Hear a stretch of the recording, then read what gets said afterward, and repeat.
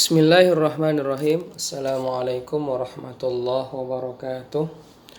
Hamdan wa syukranillah, salatan wa salaman ala rasulillah, la nabiyya ba'dah, amma ba'du. Bersyukur kita kepada Allah subhanahu wa ta'ala dengan mengucapkan alhamdulillahi rabbil alamin. Salawat kita kepada Rasulullah dengan mengucapkan Allahumma salli ala sayyidina Muhammad wa ala ahli sayyidina Muhammad.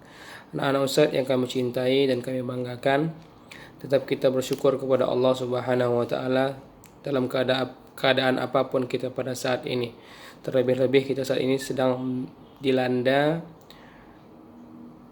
situasi yang lumayan buruk, yakni mewabahnya virus COVID-19 ataupun virus corona yang menyebabkan kita tidak bisa bertatap muka langsung dan diharuskan untuk belajar di rumah ataupun belajar via online. Anak-anak Ustadz yang kami cintai, yang kami banggakan, khusus Madrasah Sanawiyah Muallimin Full Day kelas 7 dan kelas 8, mata pelajaran Tahsinul Qiraah, saya memberikan tugas untuk membaca Al-Quran. Satu orang itu satu ain. Kelas 8 dimulai dari surah Al-Baqarah dan kelas 7 dimulai dari surah An-Nas belakang. Setiap orang itu wajib menyetorkan bacaannya melalui grup Telegram yang telah saya buat dengan cara merekam suara ngajinya, setelah direkam dikirimkan ke grup Telegram, kemudian beri laporan surah apa dan ayat berapa yang telah dibacakan. Itu tugas pertama untuk kalian kelas 7 dan kelas 8. Di sini Ustaz akan memberikan satu pembelajaran bagaimana membaca Al-Quran yang baik dan benar. Yang pertama, dalam membaca Al-Quran itu hendaknya jangan tergesa-gesa, jangan terburu-buru. Kenapa? Al-Quran itu kalam Allah, perkataan Allah. Hendaklah kita baca itu dengan tenang, dengan syahdu, ya, agar apa? Agar bacaan itu sempat kita resapi maknanya, sempat kita menikmati lantunan ayat suci tersebut. Kenapa demikian? Ayat-ayat Al-Quran apabila dibacakan dengan baik dan benar bisa membukakan pintu hati seseorang, mau baik itu kaum muslim maupun kaum non muslim. Jadi tidak usah buru-buru, gak usah cepat-cepat. Ngapain cepat-cepat? Kalau bisa ya dilakukan, ya, warattil Qur'ana tartila, dengan lagunya ya suka hati, mana yang enak. Contoh, a'udzu billahi minasyaitonir rajim, bismillahirrahmanirrahim, atau a'udzu billahi minasyaitonir rajim, bismillahirrahmanirrahim, atau alhamdulillahi rabbil alamin. Boleh, atau baca banyak contoh bacaan yang lain, atau diikuti imam-imam Masjidil Haram seperti Imam Abdurrahman As-Sudais, alhamdulillahi rabbil alamin. Imam Syarashid, alhamdulillahi rabbil alamin. Boleh. Sekarang sangat mudah kita dalam mempelajari bacaan Al-Quran. Cukup kamu buka smartphone-mu, buka aplikasi YouTube, ketik di search baca Al-Quran juz 30, juz 1 sampai juz berapapun. Klik, nah dengarkan bacaannya. Setelah dengarkan, tengok Qurannya. Ya, supaya apa? Supaya kita bisa belajar cepat bagaimana bacaan yang baik dan benar tersebut. Ya. Didengar, kemudian ditengok bacaannya. Kenapa? Karena alat indera pertama yang berfungsi itu indera pendengaran. Ya. Jadi sering-sering kita mendengar baca Al-Quran. Mudah-mudahan itu bisa menambah pengetahuan dan membaguskan bacaan Al-Qur'anmu.